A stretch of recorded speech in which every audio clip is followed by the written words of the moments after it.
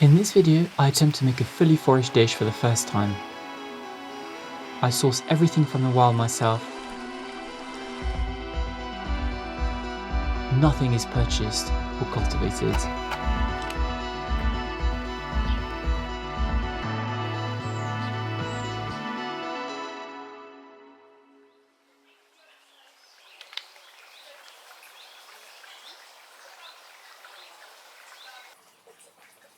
I have been making plans to eat only what I forage and grow locally for the duration of a year.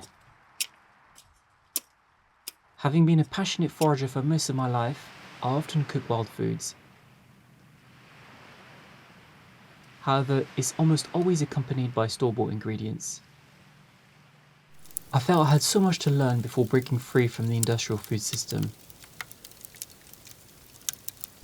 So I decided I would challenge myself to making a series of meals using only foraged ingredients.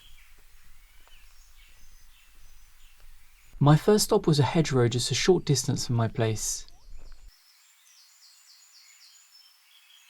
It was early July and most of the greens I came across were more advanced in their growth than I had anticipated. The cleavers had gone to seed, making the leaves tougher than you'd want and sometimes a little bitter. Still, I gathered the best of what was available. Nettles are abundant throughout most of the British countryside. They are one of my favourite plants to forage.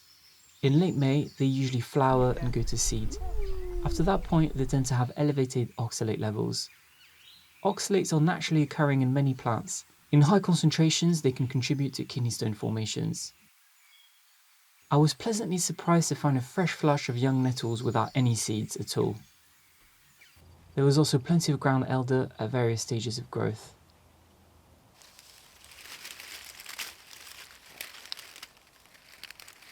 I'm still a novice when it comes to wild plants, with most of my foraging having been focused on mushrooms. So I try to familiarise myself with new plants every time I go out. So what's this? Is that mint? Mate, this is wild mint. Ooh, amazing. Today the water mint and the silverweed were firsts for me.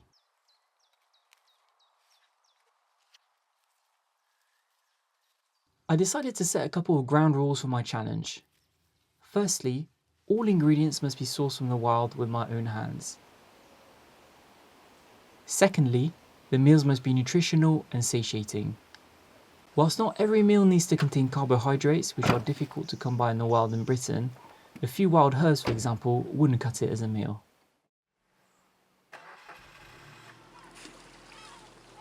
With this in mind, I visited the Purbeck coast in search of seaweed. My main target was one seaweed in particular, dulse. Dulse is not only delicious, but it's also one of the most nutritional wild foods available. I headed to a spot where I know dulse grows.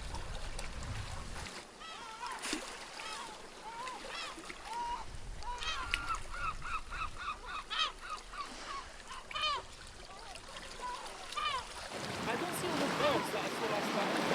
Oh, I couldn't find the dulse where it had previously grown abundantly. I had only visited the area in April and May.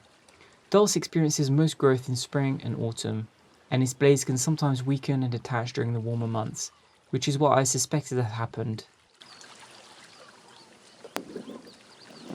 Dulse. But this is like a dislodged piece.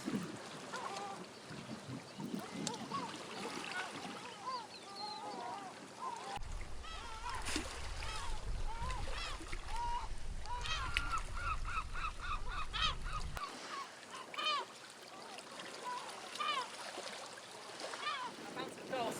oh, amazing.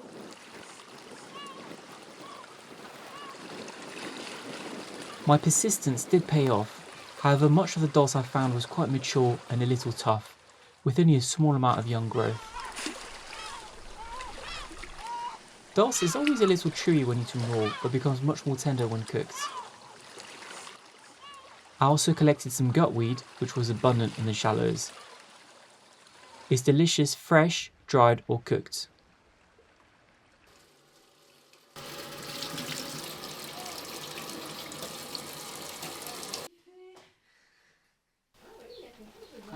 My initial plan had been to make a raw salad of spring greens and seaweed, alongside a fillet of bass.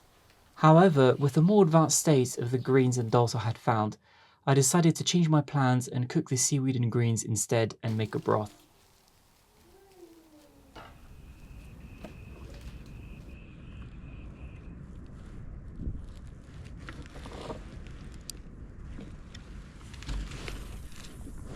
My third stop would be a submerged reef a few hundred meters out of a local beach, which I reached with my kayak. My quarry, bass. I have fished this mark many times, and I know there's a good chance of finding bass early morning when there's some tidal movement. The first hour was quiet. I followed the birds that were working the bait fish, quite often a strong indication that there are predatory fish below, but I could only manage small bass well below the size limit. I eventually hit a shoal of decent sized fish. Virtually every drift produced a bite. Good sized fish too, all above 55 centimeters.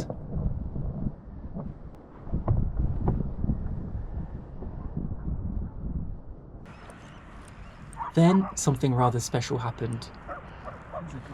I hooked into a fish that felt heavier than what I had caught so far.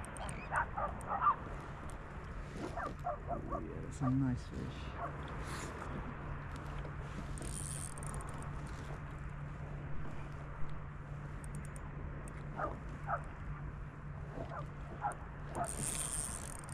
Oh man, this fish has some fight in it.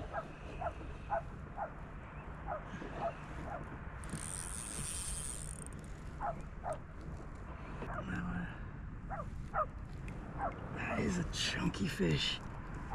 That is a chunk of a fish. I've got to measure that. It measured 70 centimeters in length. Pretty sure that's the largest bass I've had so far in my life. Okay. Now I'm going to put him back properly. There we are.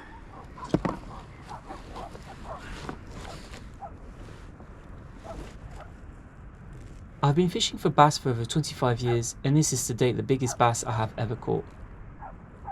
I quickly returned it, not only because I had already kept 2 fish, which is the limit imposed by the AFCA, but also because I generally return larger fish when I catch them. Bass take a long time to grow, and the larger fish tend to be females that are very important as breeding stock. I later bumped into another kayak angler who was feathering for mackerel. He didn't know much about catching bass but seemed interested. I gave him the lure I had used to catch them. When I later saw him again, he had caught his first bass. I then caught a few mackerel and headed in.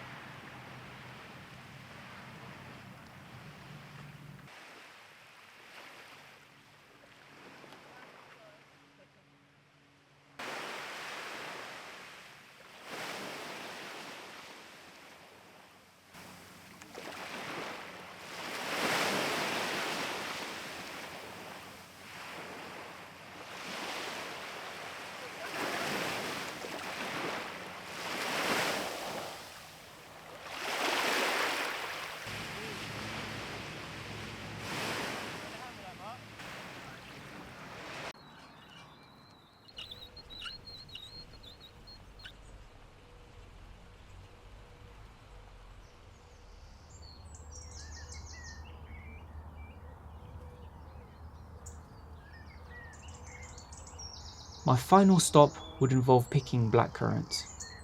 Blackcurrant are sometimes paired with fish in Nordic cuisine. Since I didn't have lemon, I intended to make a blackcurrant syrup for the bass. I now had all the necessary ingredients to cook a completely foraged meal.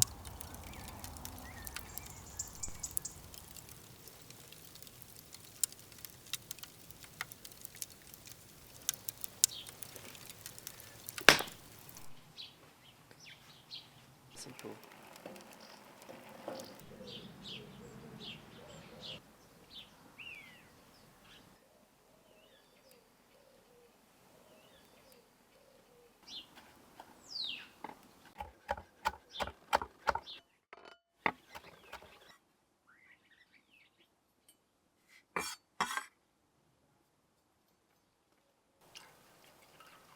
I opted to add some dried sep to my broth.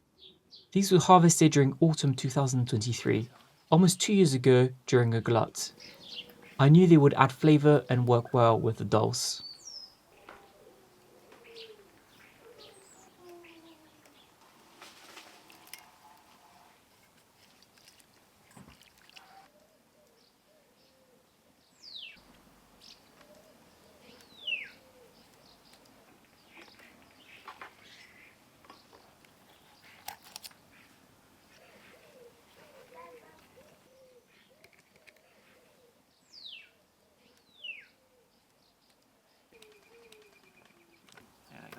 I've recently changed my filleting technique with bass, going over the rib cage rather than through it and removing the bones from the fillet afterwards.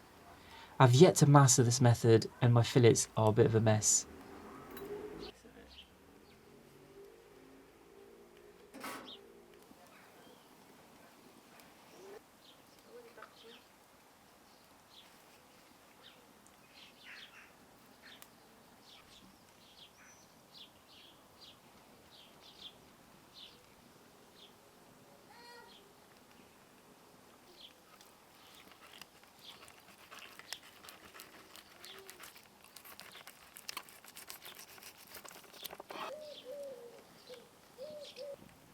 I decided to blanch the nettles and add them to the dish at the end rather than including them in the broth.